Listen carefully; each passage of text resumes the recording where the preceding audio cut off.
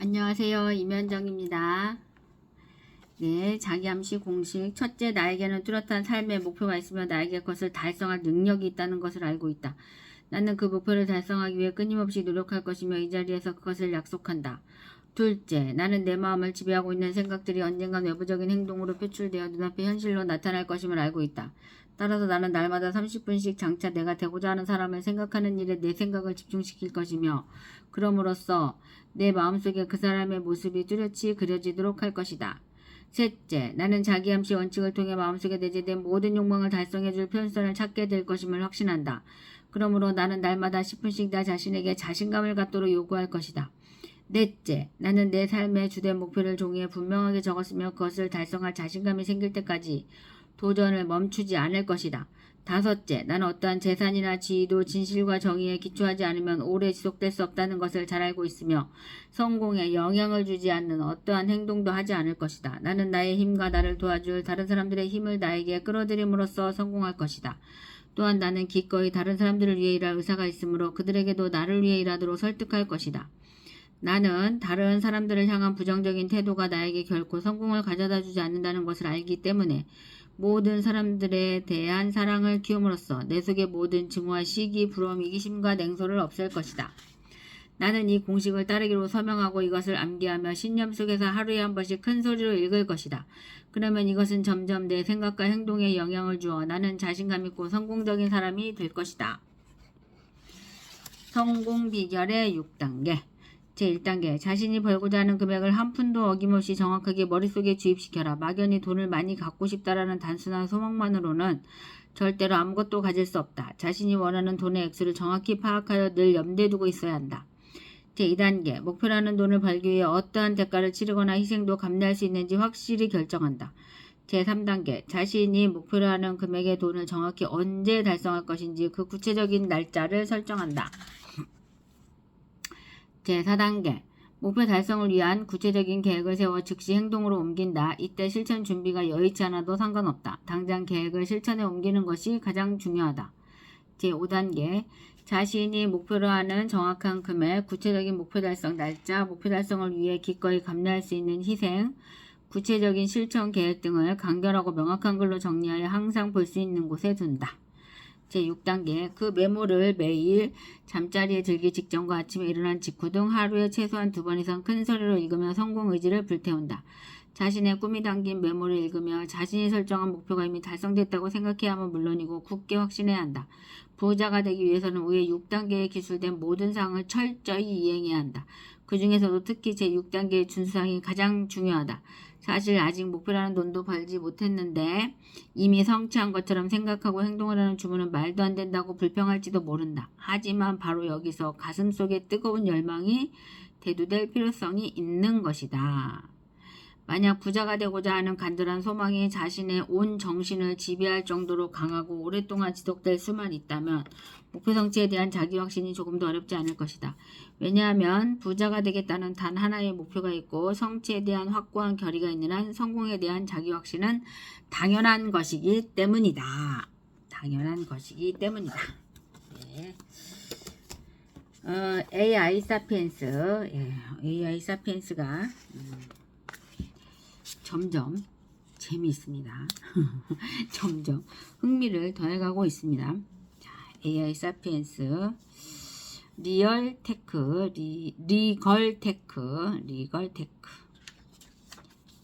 로톡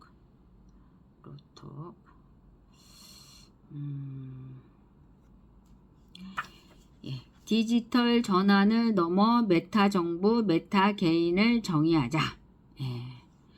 279쪽입니다.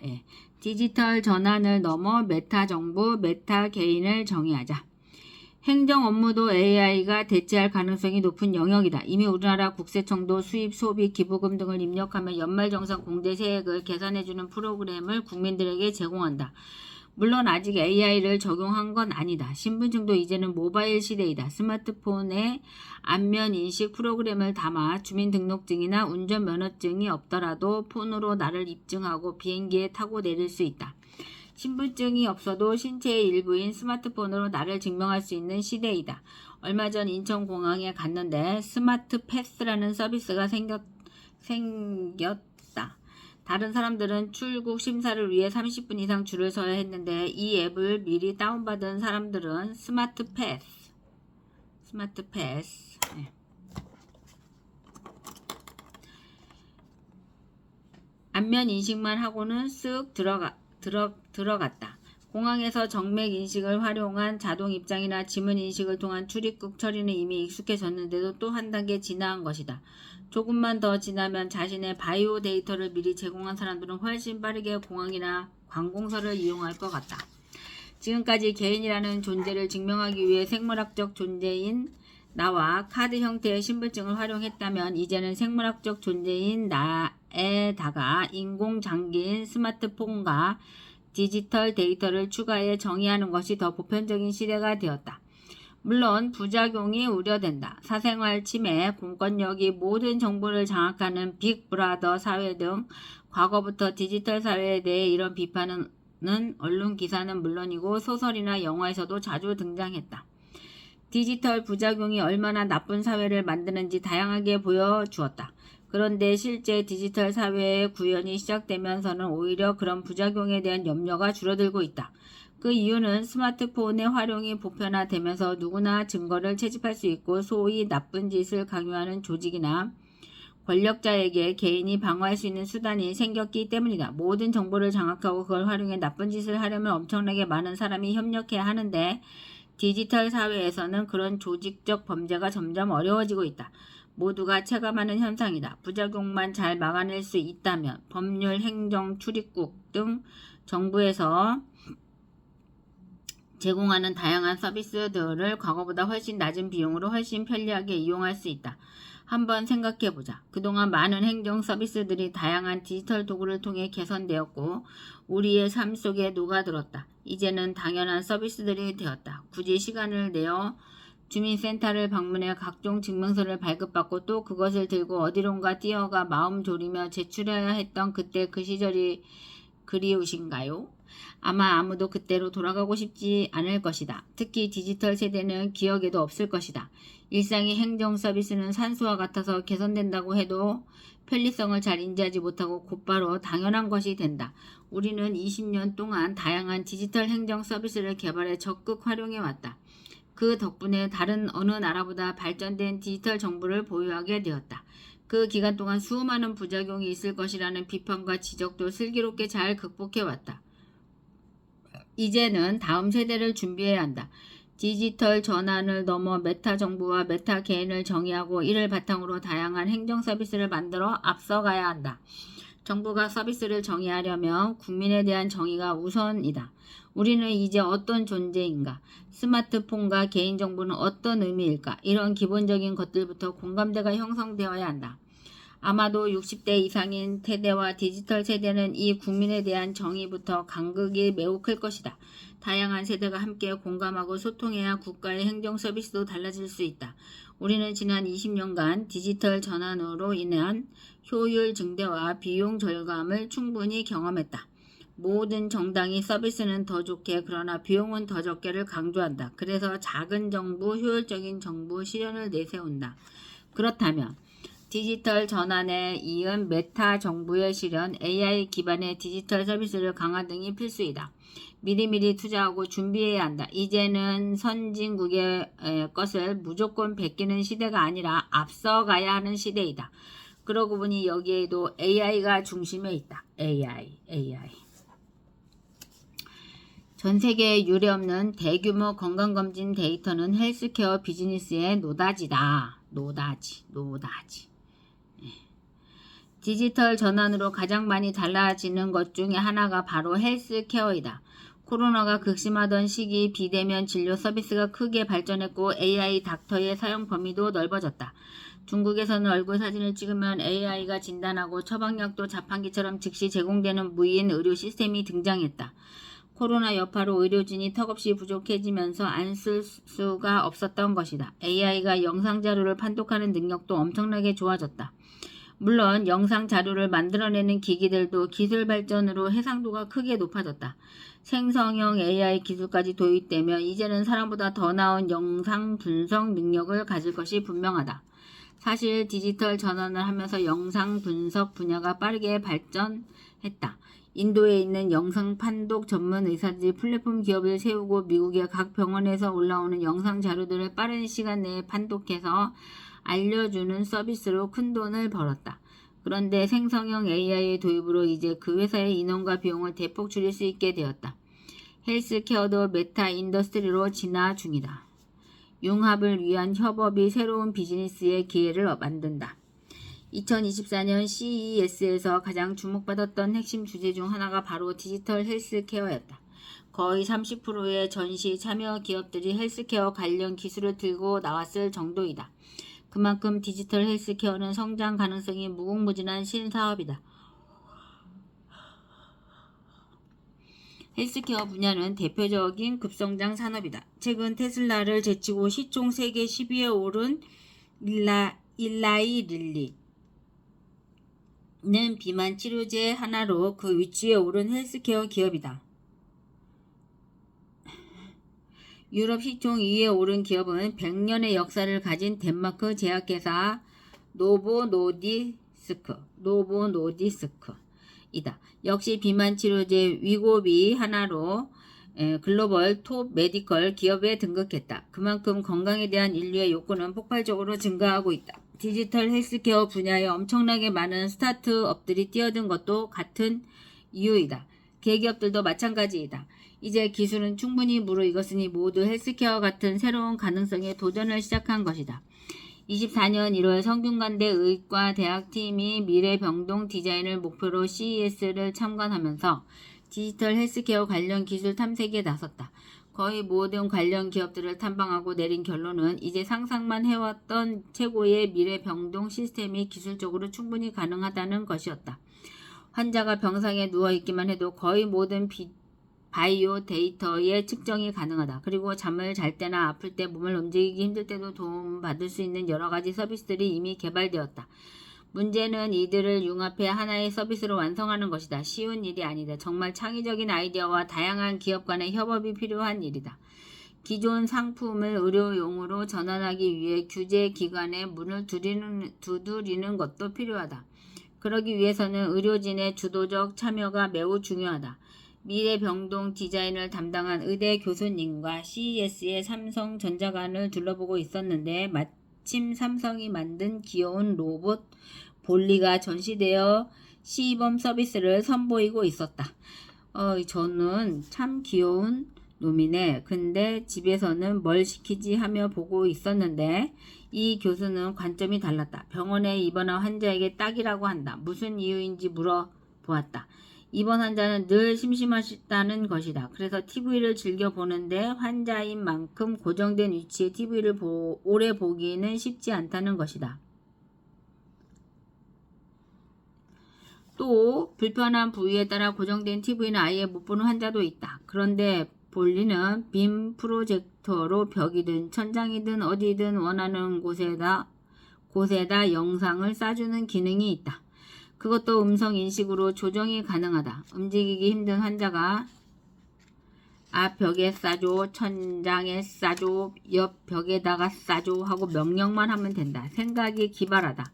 그뿐 아니다. 환자가 간호사를 호출하거나 간병인에게 뭔가 부탁할 게 있으면 음성을 알아듣는 볼리에게 이야기하면 된다는 것이다.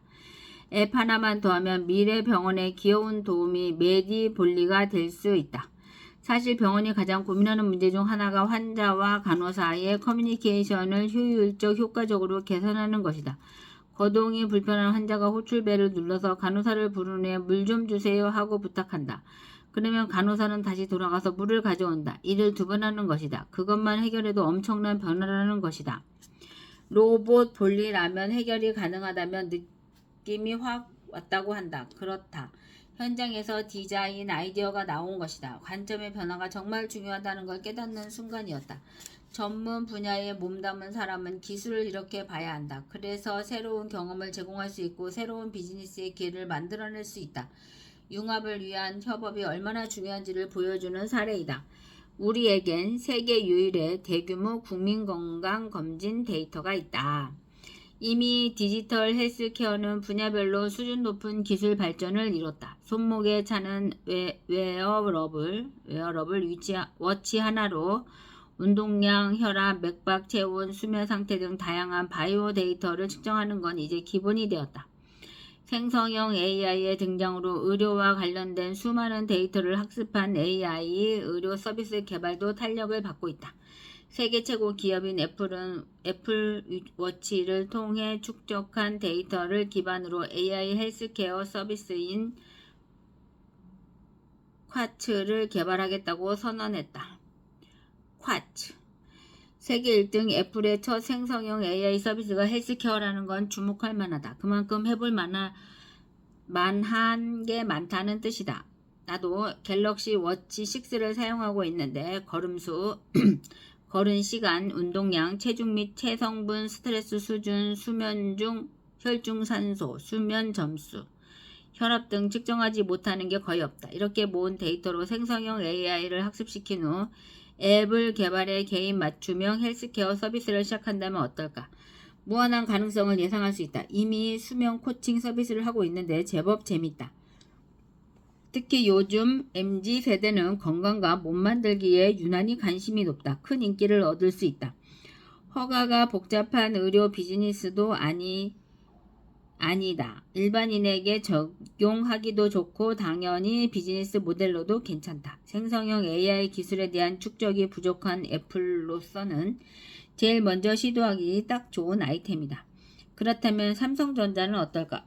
에어러블에 관한 센서 기술, 제조 기술은 애플을 결코 뒤지지 않는다. 스마트폰 제조도 기술적으로는 앞서 있다는 평가를 받고 있다. 문제는 측정된 데이터로부터 어떤 경험과 서비스를 제공하느냐이다. 23년에 나는 존스 홉킨스 대학의 바이오 메디컬 엔지니어링 학장을 만나 미팅을 했다. 존스 홉킨스 대학의 메디컬 엔지니어링 분야는 전 세계 톱3 안에 든다고 평가받고 있다. 이분은 건강검진 데이터를 설계하고 그것을 바탕으로 헬스케어 서비스를 디자인하는 미국 바이오 메디컬 엔지니어링 분야의 최고 권위자 중 한 분이다. 삼성전자 병원, 삼성서울병원이 초청해 이미 몇 년간 우리나라에 방문하면서 협업해 오던 분이라 우리나라 의료 서비스의 수준과 헬스케어 산업 수준을 잘 알고 있고 그래서 우리나라 바이오 메디컬 엔지니어링 분야의 발전을 위한 조언을 부탁했다. 그랬더니 첫 이야기가 아주 답답하다였다. 이만큼 디지털 헬스케어 산업을 잘 키울 수 있는 나라가 별로 없는데 스스로 그 가능성을 잘 모른다는 것이다. 발언을 요약하면 이렇다. 대한민국은 정말 오랫동안 건강검진 데이터를 축적해왔다. 모든 국민이 2년에 한 번씩 건강검진을 의무적으로 받아야 하니 그간 엄청난 의료 데이터가 축적된 것이다. 이 교수는 무엇보다 그 데이터의 중요성을 강조했다. 미국을 비롯한 어떤 선진국도 국민들이 아프기 전에는 병원에 가지 않는다는 것이다. 그래서 평소 건강 상태에 대한 대규모 건강검진 데이터는 한국을 제외하면 세계 어디에도 없다는 것이다. 이제는 모두가 알다시피 대규모 데이터는 생성형 AI를 위한 가장 중요한 리소스이다. 그러니까 우리는 일단 생성형 AI 기반의 헬스케어 서비스를 개발하는 데 꼭 필요한 대규모 의료 데이터를 보유한 유일한 국가라는 것이다. 순간 거대한 미래 산업의 유전이구나 하는 생각이 떠올랐다. 그뿐이 아니다. 삼성서울병원의 의료 수준을 경험한 그는 글로벌 톱10에 들 만큼 높은 수준이라고 칭찬했다. 실제로 삼성서울병원 암센터는 2023년 뉴스위크가 세계 5위, 아시아 1위로 평가했다. 과장이 아니라는 것이다. 또 있다. 성균관 대학교는 의과대학을 중심으로 바이오 분야 교수진이 막강하다. 최근에는 인공지능 융합대학도 만들어 AI 분야 교수도 충분히 확보했다. 더군다나 반도체 특성화 대학이다. 앞서 얘기했듯이 2006년부터 반도체 시스템 공학과를 설립해 운영해 오고 있고 지금은 학부 2개, 대학원 2개의 반도체 특성화 학과를 운영 중이다. 반도체도 디지털 헬스케어 분야에서 가장 중요한 핵심 산업이다. 말하자면 디지털 헬스케어 시스템 디자인에 최적의 연구 생태계를 갖고 있다는 것이다. 연구비도 23년에 6,700억 원을 돌파해 서울대 연세대에 이어 국내 3위를 기록했다. 아직 세계 1위인 스탠퍼드대에 비하면 3분의 1 수준이지만 등록금은 10분의 1, 특성화 분야만큼은 제법 경쟁력이 있다. 헬스케어 분야에서 충분히 글로벌 톱에 도전해볼 만한 인프라라는 것이다. 이미 완벽하게 갖춰진 인프라의 마지막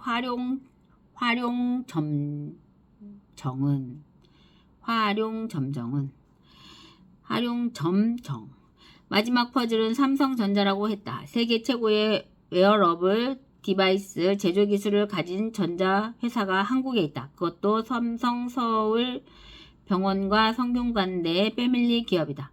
이보다 좋을 수는 없다는 것이다. 그러고 보니 삼성전자는 의료용 센서, 메디컬 분야, 반도체, 헬스케어 제품 등 모든 것을 최첨단의 기술로 만들 수 있는 회사이다.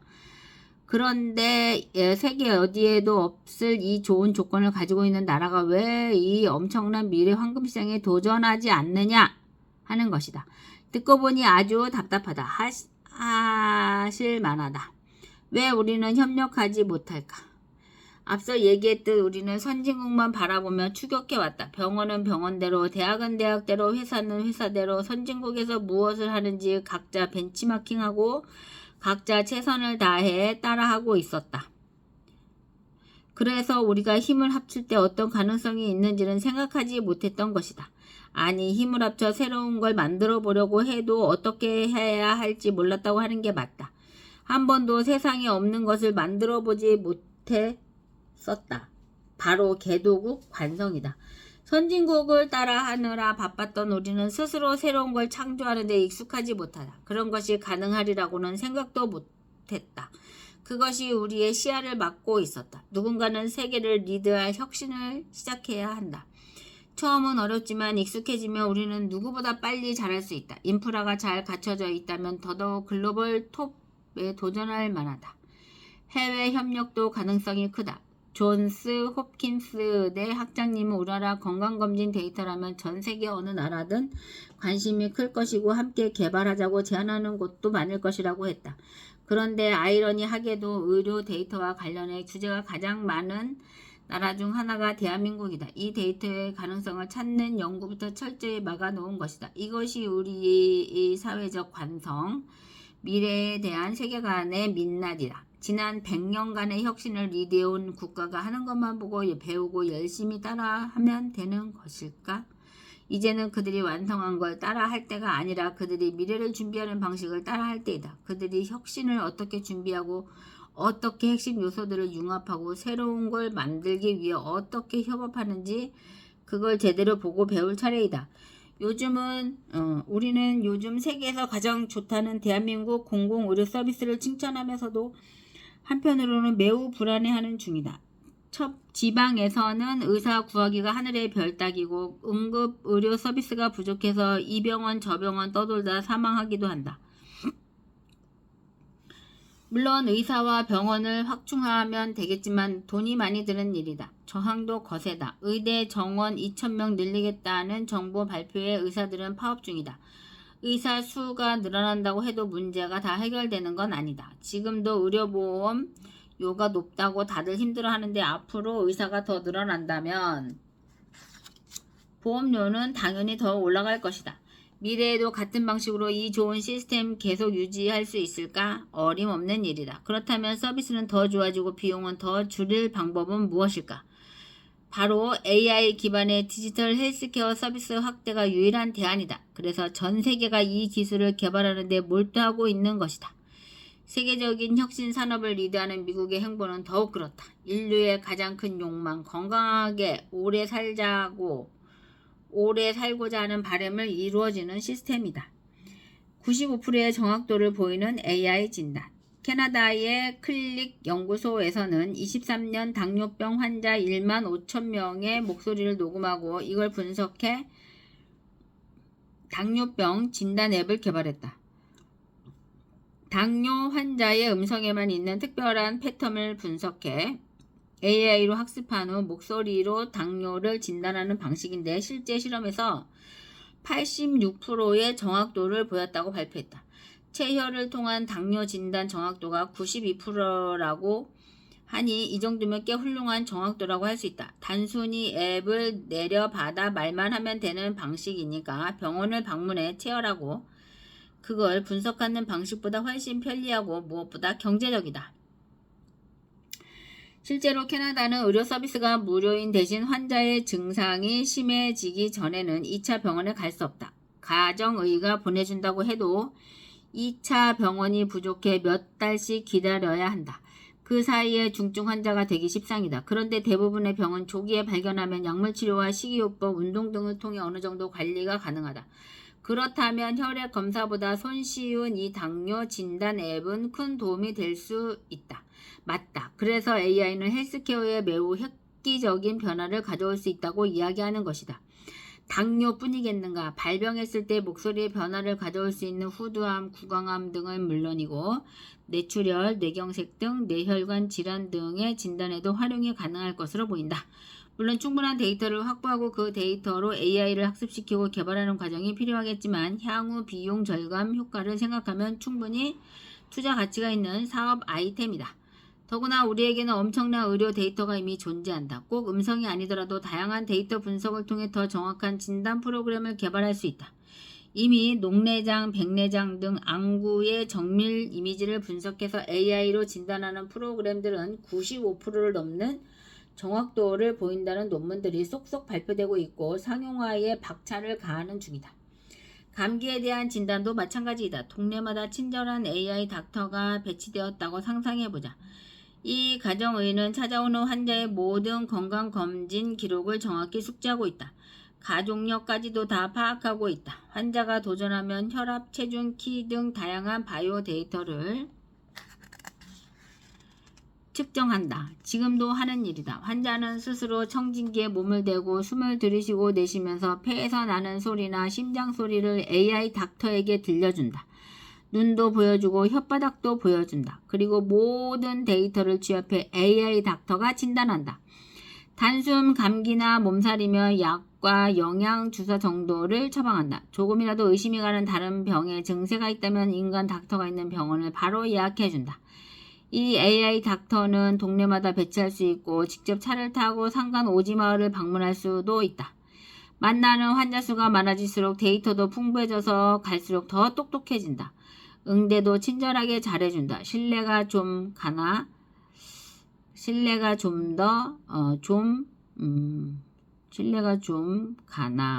절대 믿을 수 없다고요? 충분히 그럴 수 있다. 그런데 어려서부터 챗 GPT를 매일 친구처럼 사용하고 있는 Z세대들은 어떨까? 10년쯤 후에 이런 AI 닥터를 도입하고 이걸 통해 지금 내는 의료보험료를 절반 수준으로 낮춰준다고 하면 그들이 반대할까? 모르긴 몰라도 지금처럼 1분 만에 감기 진단을 내리고 내보내는 의사보다는 AI 닥터를 더 신뢰할 수도 있다. 사실 동네 병원 방문자의 50% 이상은 자기가 감기라는 것을 알고 약 처방을 받으려고 간다고 한다. 그 수요를 AI 닥터가 모두 해소할 수 있다. 더구나 24시간 쉬지 않고 착실하게 근무하는 의사이다. 엄청난 비용 절감은 물론이고 AI 닥터를 통해 축적되는 의료 데이터도 매우 소중한 미래 자산이 될 것이 분명하다. 네. 그러면 일단은 여기까지 읽도록 하겠습니다. AI를 활용한 글로벌 메디컬 서비스 또 읽도록 하고요. 오늘 8월 24일이고요. 오늘은 토요일이고요. 이따 오후 2시에는 우리 김태영 교수님 설명회가 있습니다. 많은 분들 참석 바랍니다. 감사합니다.